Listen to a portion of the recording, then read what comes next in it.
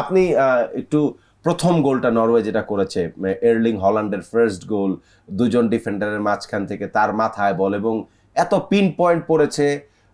আপনি Arsenal ফ্যান্সও, Gabriel আপনার পছন্দের মানুষ হইতে পারে, কারণ ম্যান সিটিতে আপনার হল্যান্ডকে থামানোর কাজটা বেসিক্যালি গাব্রিয়াল করে।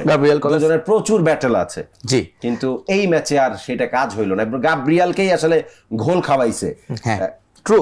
তো আসলে হাল্যান্ডের পজিশনিংটা খুব ভালো ছিল, হাল্যান্ডের পজিশনিংটা ভালো ছিল, ভালো থাকে, ওই একটা কাজ ভালো পারে যে কোথায় দাঁড়াইতে হবে, right place at the right time always. So যেটা একটা সেন্টার ফরওয়ার্ডের প্রধান কাজ, যে এটা সে খুব ভালো পারে। আর he is one of those players যে ফিজিক্যালিও অনেক strong, plus at the same time অনেক ফাস্ট। মানে ইউজুয়ালি এরকম টাইপের বিস্ট প্লেয়ারদেরকে আপনি এত জোরে দৌড়াতে দেখবেন না, যারা ফিজিক্যালি এত স্ট্রং তারা এত জোরে দৌড়াতে পারে না, অনেক শুকনা শাকনা হওয়া লাগে জোরে দৌড়ানোর জন্য।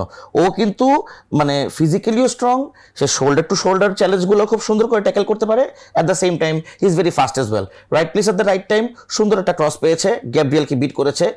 গ্যাব্রিয়াল আর হাল্যান্ডের যখন ডুয়েলসগুলো আমি দেখেছি সিটি আর আর্সেনালের খেলায়, মোস্ট অফ দ্য টাইমস কিন্তু হাল্যান্ডই অন দি আপার হ্যান্ড থাকে। Even being N Arsenal fan আমি এটা বলবো, হ্যাঁ। তো গ্যাব্রিয়াল সবসময় একটু রিসিভিং এন্ডে থাকে, হাল্যান্ডই কিন্তু ডেলিভারিং এন্ডে মোস্টলি থাকে, এবং গতকালকেও তাই হয়েছে। অ্যান্ড অ্যাজ এ রেজাল্ট প্রথম গোলটা পাওয়ার পর খেলাটা আসলে ওপেন হয়ে গেছে। সেকেন্ড গোলটা আসলে দেখার মতো ছিল। আমি ফার্স্টের গোলটা একটা জিনিস অ্যাড করতে চাই, প্লিজ। যে লেফট সাইড থেকে যখন ক্রস হচ্ছিল, গ্যাব্রিয়ালের সাথে পাশাপাশি ছিল, জি, হ্যাঁ। যখন সে ক্রসটা করবে তখন কি করছে, সে পেছনে চলে গেছে।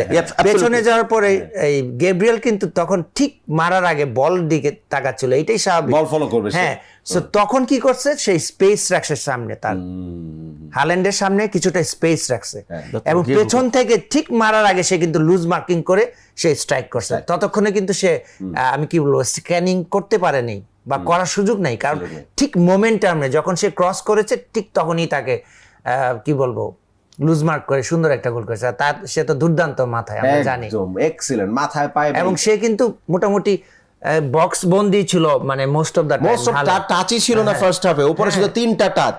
এই ধরনের প্লেয়ারকে একটা দুইটা সুযোগ দিলে 3টা টাচ করেছে উপরে ফার্স্ট হাফে। আমার কাছে মনে হচ্ছে আচ্ছা এর্লিং হল্যান্ড এই ম্যাচ খেলে 3টা মাত্র টাচ করছে, নিচেও নামে না, মানে পুরা ফার্স্ট হাফে একবার শুধু হাফওয়ে স্পেস পর্যন্ত এসেছিল। আমার কাছে যতটুকু আমার মনে হচ্ছে সেকেন্ড হাফে গিয়ে আসলে খেলাটা অনেক চেঞ্জ হয়েছে।